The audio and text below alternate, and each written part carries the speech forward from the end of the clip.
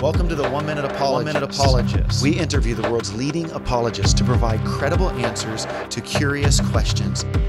We keep hearing about this mass exodus of youth leaving the church, which begs the question, why are so many young people leaving the church today?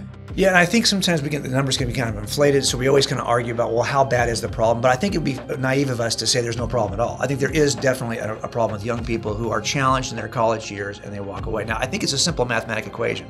And here's what it is. And Brett Kunkel, who you also know from Stand to Reason, we have kind of worked together on this, and we have a slightly different variation of this equation. Here's what we see, though.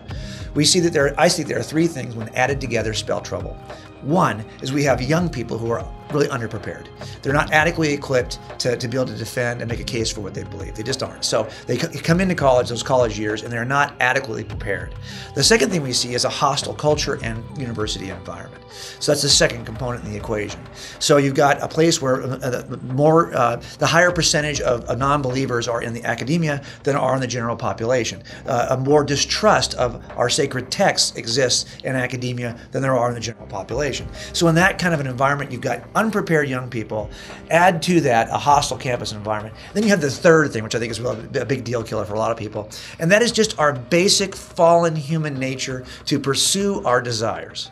So if you can tell a young person, if you could have told me, hey, I've got an alternative worldview for you that gives you a creation story and even gives you a purpose that's different than, and this actually allows you to do the things you always wanted to do without feeling bad about it. Throw morals on. Yes. Well, what do you think young people are going to say? They're unprepared to defend what they believe. They're in a hostile environment, and they really have the inner inclination of their fallen desires to begin with.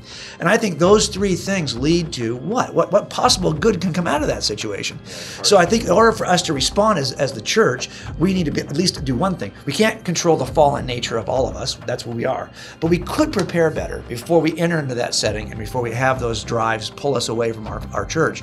We could actually prepare our young people better. That's the one thing I think we can do as a church, is we can prepare, at least take the first piece of that equation away, and I think our young people will survive a lot better.